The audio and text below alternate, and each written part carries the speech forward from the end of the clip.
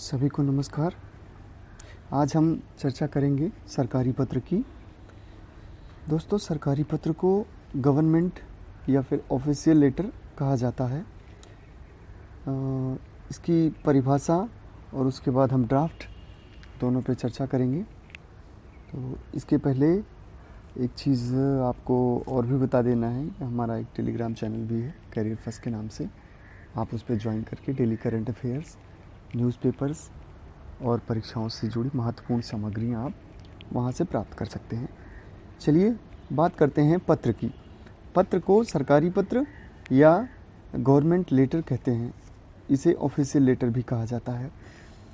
पत्र के इस प्रकार का प्रयोग आम तौर पर विदेशी सरकारों, राज्य सरकारों, संघ लोक सेवा आयोग तथा अन्य संवैधानिक निकायों, संबद्ध कार्यालयों, अधीनस्थ कार्यालयों, सार्वजनिक उद्यमों, सांविधिक प्राधिकरणों, सार्वजनिक निकायों और जनता के सदस्यों के साथ पत्राचार करने के लिए किया जाता है।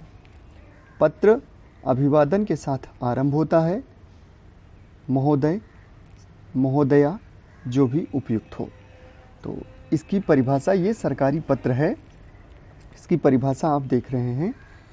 इसका प्रयोग आप देख रहे हैं कि अगर समग्र रूप से देखा जाए तो ये एक ऐसा पत्र है कि पत्र व्यवहार में ये एक बहुत महत्वपूर्ण भूमिका निभाता है।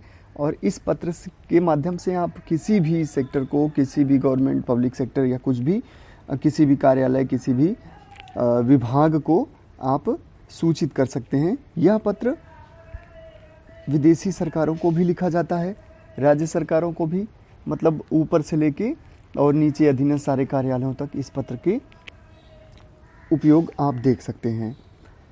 और इसके साथ साथ पत्र का आरंभ जो होता है वो महोदय और महोदया से शुरू किया जाता है। ये तो इसकी परिभाषा रही। इसको आप ऐसे ही याद करना होगा आपको। और फिर इसके बाद आप एक नज़र नमूने पे डालिए। ड्राफ्ट, नीचे इसका उदाहरण या ड्राफ्ट दिया गया है। तो सबसे पहले पत्र के बीच में संख्या लिखना है, जैसा कि आप पहले के सारे पत्रों में करते आए हैं। सबसे पहले संख्या के बाद भारत सरकार के ठीक नीचे डैश डैश, जो भी विभाग हो, जो भी मंत्रालय हो, वो यहाँ पे विभाग करके आ जाएगा। उसके ठीक नीचे राइट हैंड साइड में स्थान और दिनांक देना होता है, जैसा कि आप देख रहे हैं। फिर लेफ्ट हैंड साइड में ये सरकारी पत्र है। सरकारी पत्र का थोड़ा सा प्रारूप आपको अलग देखने को मिल सकता है। यहाँ पे आपने खूब लिखा होगा, सेवा में श्रीमान प्रधानाचार्य, बुखार आ जाने के कारण 5 दिन की छुट्टी। तो उस फॉर्मेट में आपको ये थोड़ा सा समझ में आ रहा होगा। लगभग देखने में वैसा ही है, लेकिन आप उसे अपने व्यक्तिगत उपयोग के लिए लिखते थे। यहाँ राजकीय सरकारी कार्यभार को पूरा करने के लिए, सरकारी कामकाज को संचालित करने के लिए इस पत्र को गवर्नमेंट टू गवर्नमेंट लिखा जाता है। तो सेवा में कॉमा महानिदेशक, कॉमा ठीक नीचे यहाँ पे एक विभाग का नाम लिखा है, केंद्रीय लोक निर्माण विभाग, कॉमा फिर आपको नीचे आना है निर्माण भवन, फिर नीचे दिल्ली। जैसे ही लिखा है आपको बिल्कुल ऐसे कॉमा ध्यान देना है, मार्जिन ध्यान देना है, स्पेसिंग ध्यान देना है, ठीक है, और अलाइनमेंट ध्यान देना है, बिल्कुल एज इट इज़। ये चीज़ आपको केवल एक ही तरीका है तैयार करने का, वो है अभ्यास। आप एक नियम बना लीजिए, प्रतिदिन आपको 1 लेटर एक बार लिखना ही लिखना है। आपको हफ्ते 8 दिन के अंदर लिख के बहुत अच्छे से आप इसका अभ्यास कर सकते हैं। ऐसे आपके दिमाग में बिल्कुल सेट हो जाएगा। फिर नीचे इसमें दोस्तों विषय डालने के लिए होता है। तो विषय में आप लिखेंगे इसमें जो भी लिखा है कि भूमिगत जल ट्रैक के निर्माण के लिए प्राक्कलन, ठीक है। फिर उसके नीचे अब आपकी मेन बॉडी शुरू होती है। यहाँ से अब आप लेटर आपका लिखना शुरू हो जाता है। महोदय, जैसा कि परिभाषा में भी आपने देखा कि इस लेटर का आरंभ महोदय और महोदया के साथ होता है।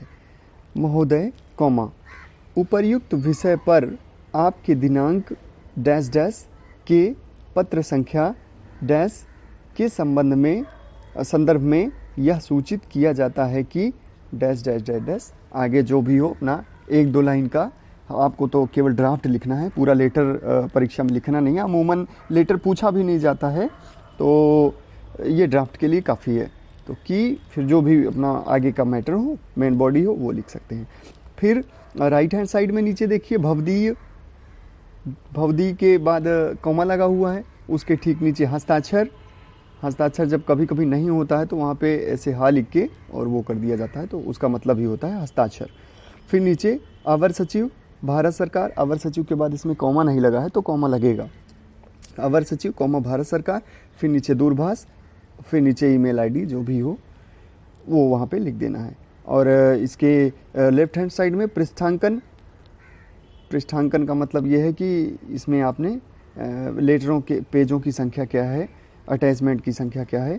फिर नीचे सूचना उचित कार्रवाई के लिए प्रतिलिपि प्रेषित, मतलब कॉपी टू, किसको किसको और ये लेटर भेजा जा रहा है।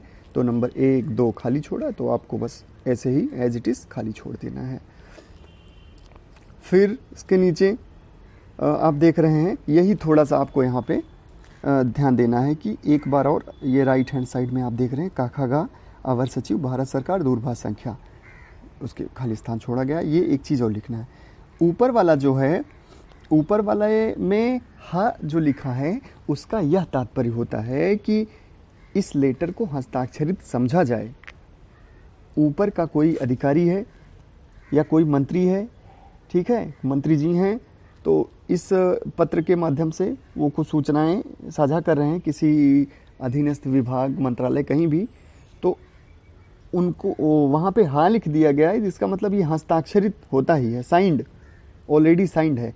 अब इसको भेजने के लिए जो एक प्रतिनिधि नियुक्त किया गया है, जो लेटर का पत्राचार देख रहा है ऑफिस में, पत्र वाला सेक्शन वो देख रहा है, तो ये नीचे काखागा उसके साइन के लिए है, अंडर सेक्रेटरी के, ठीक है। तो ऊपर वाला साइन वो हाँ लिख दिया गया, मतलब वो हस्ताक्षरित है, कोई किसी भी पद का व्यक्ति हो उसे साइंड माना जाएगा, और नीचे वाला जो व्यक्ति है यहाँ उसको साइन करना होगा। ये आपकी जानकारी के लिए है, बाकी ड्राफ्ट में तो जैसे ही है आपको ऐसे ही तैयार करना होगा। तो ये तो रहा आपका सरकारी पत्र।